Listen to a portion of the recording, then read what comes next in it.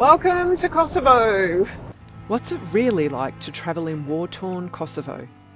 It's a country of striking contrasts, where sombre memorials stand alongside lively street cafes and the youngest population in Europe. It's a land of soaring mountains and historic cities, with mosques, monasteries, and the most friendly, welcoming locals.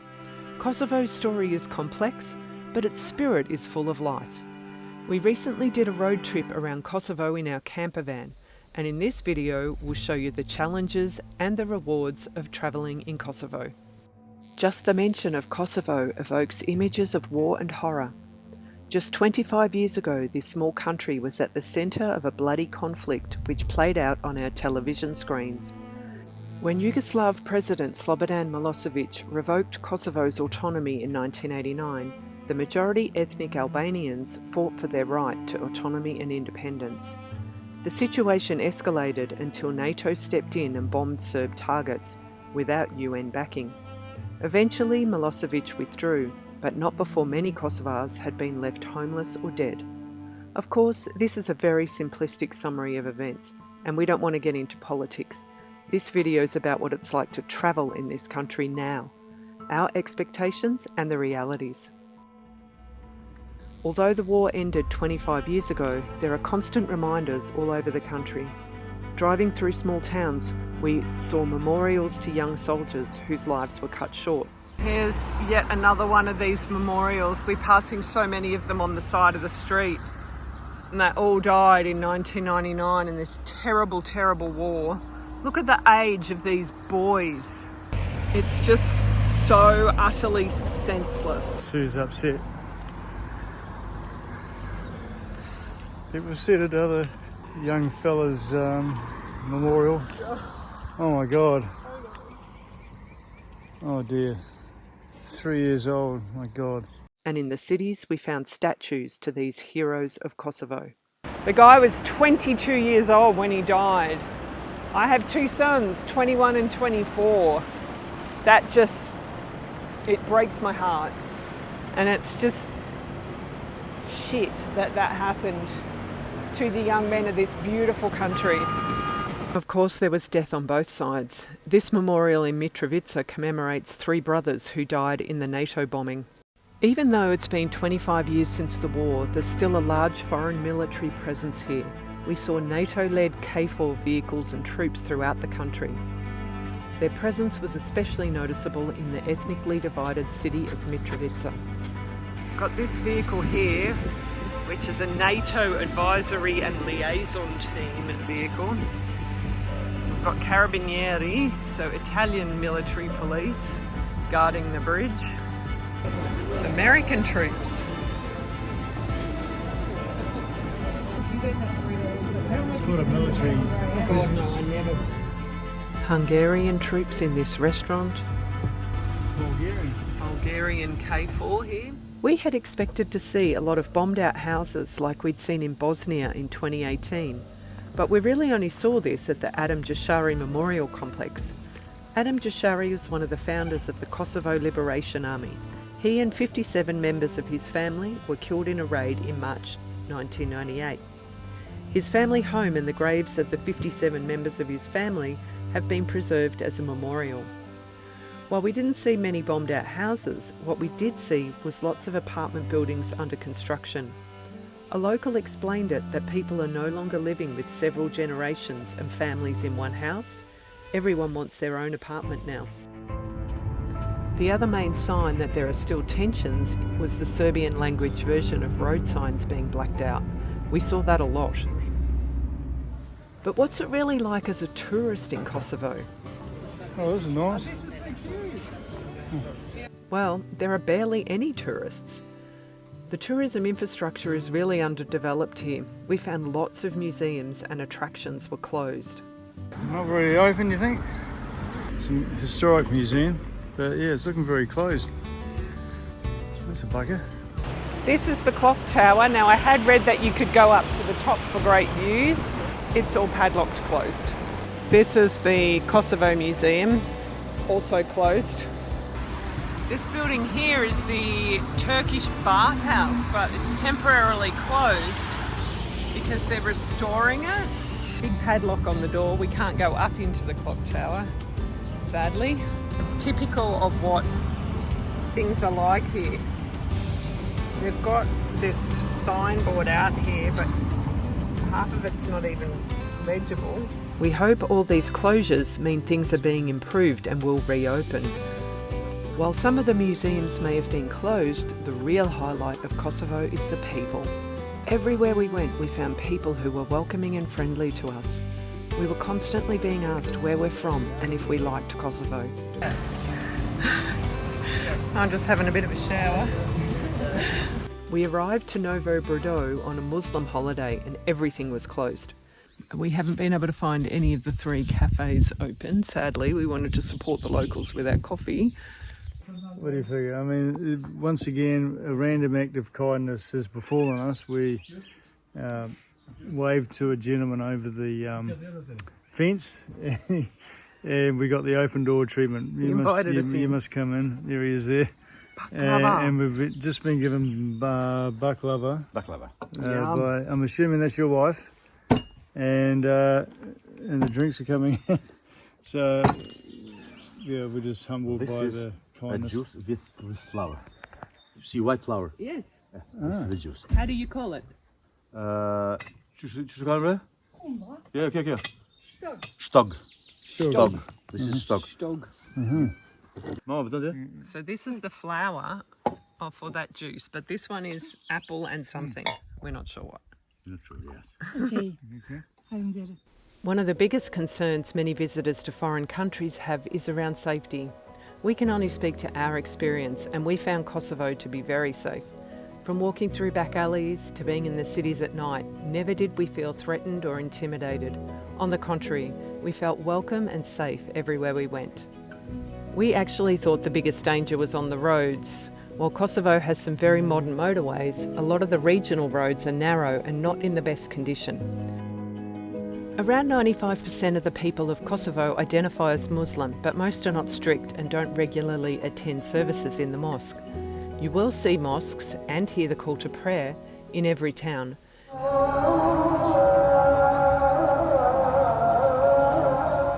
We were surprised how many mosques there were in some of the towns and cities. It's crazy. There's 3 mosques within about 100 metres here. So we've just passed 2 of them down there. This wooden building here. And then the Great Mosque is right in front of us. We were also saddened to hear how many were damaged and destroyed during the war. The market, the Grand Bazaar here, the mosque was bombarded, collapsed here in the library. You'll also see Catholic churches in Kosovo. We had a lovely chat with this nun outside the cathedral in Prizren. Many of the minority Serbs belong to the Serbian Orthodox Church, and there are several beautiful monasteries around the country, including Gračanica and Desan. We came across this church in the capital of Pristina. Initially we thought it had been damaged during the war, but we later learned it was actually unfinished. Building began in 1992 and was halted when the war broke out. The church has been burned, bombed, and even used as a public toilet. The future of the church remains uncertain today. If you're planning to travel to Kosovo, especially if you're driving, you can grab our free Kosovo road trip checklist, which has all the information you'll need to make sure your trip runs smoothly. Click the link in the description of this video or scan the QR code on your screen now. There are only about 3 campsites in the entire country, so travelling in a campervan isn't as easy as other countries in Europe. The only campsite we stayed at was just outside of Jakova, run by Bedri. Well, here we are after 2 nights in the noisiest bloody car park ever. We now are camped up by the river. I know, it's beautiful. It's got a bit of a hippie vibe with its outdoor shower, but it was really peaceful spending 3 nights here after a noisy bus park in Prizren. I'll take you out and show you.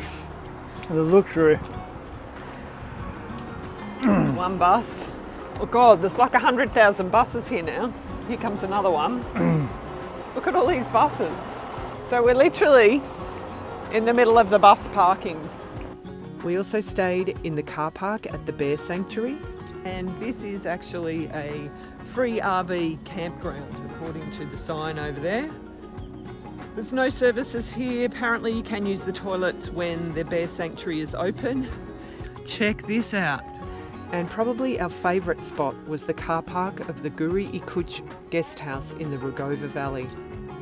This lack of campsites made disposing of grey and black water difficult. But there's a new camper parking just outside Paya which has all those facilities, although they don't have a shower. It's got everything. You got chemical toilet, water dump, which is what Sue's doing right now. We're just lined up before we head off up into the mountains. Speaking of that guest house in the mountains, we stayed 3 nights and we ate here daily. The food was exceptional, and a meal for the 2 of us, with beer and wine, only cost around €25. We finished the meal, it was so good, and now they've brought us on the house the raki with honey. Gazoon. Smell that? Oh my god, yes. Oh wow.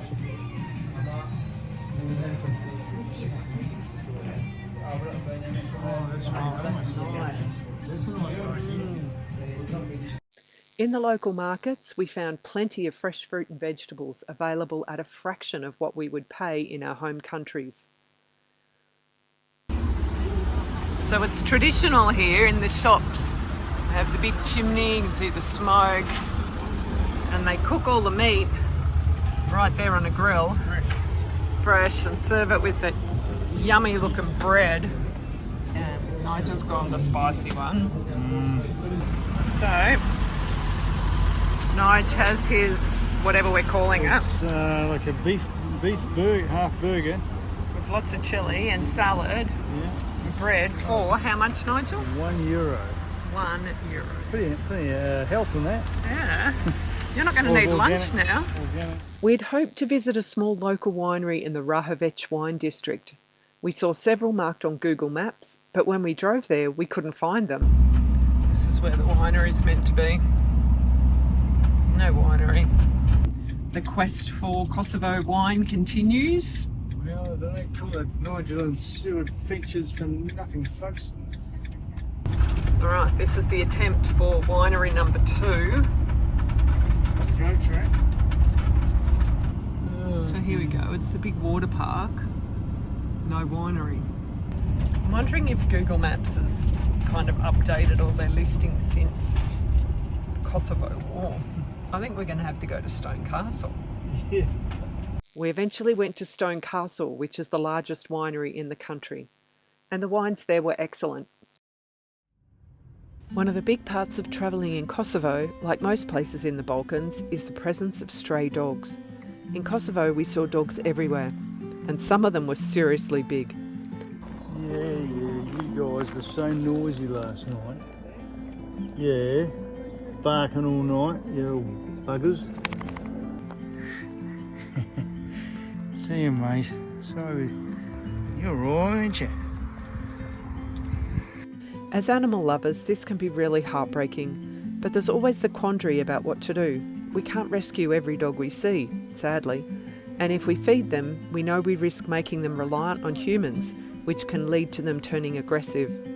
And Nigel can't help himself showing love to them. Speaking of Nigel and animal love, it wasn't dogs at this campsite, but this donkey which really befriended Nigel. You're not hearing me? Get out of it. No, it's my coffee. Get out of it.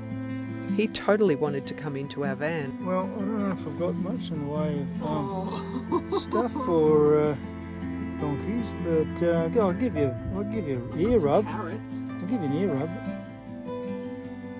So a couple of practicalities here. The currency they use is the euro, even though they're not part of the EU yet. The language is Albanian, the official language. About 90% of the population is ethnic Albanians, or Kosovo Albanians they call. Our insurance is not valid there, the insurance for the van. So we have to buy insurance at the border, which is just third-party insurance. Just after you go through the border, on the right-hand side, there's a little kiosk there. The guy spoke English really well. He was super friendly. You just show them the documents of your vehicle, and it cost us 15 euros for 15 days. Kosovo became an independent country in 2008, but it's not recognised by every country, and in particular Serbia does not recognise Kosovo. Australia does, New Zealand does, the UK and the US do, but a lot of countries, in fact around half the countries, 120 odd countries, right? they do recognise it. There's another 100 and something that don't. Yeah, so we can cross over the border in and come back out into Albania, but if we were to head out into Serbia and then try and exit out of Serbia, we would have all sorts of problems because there's no border when you go from Kosovo into Serbia. The Serbs don't have a border control there, so they would think that you're entering Serbia illegally because you've come in through Kosovo. So it's not going to be a problem for us now, but later on down the track when we do plan to go into Serbia, we may have a few issues because we've got Kosovo stamps in our passport. We both have 2 passports, so we can just show our other passport if it looks like there's going to be a problem. I don't even think they stamped our passports. I haven't been able to find a stamp in my passport. If that's the case, we shouldn't have any problems going into Serbia. Despite these few challenges, Kosovo is one of the most fascinating and enjoyable countries we've ever travelled in. We love that it's still relatively untouched by tourism, and we thank the people of Kosovo for being so friendly and welcoming. We already can't wait to come back. Join us next time as we cross into another small but surprisingly beautiful country as we visit the mountains of Montenegro.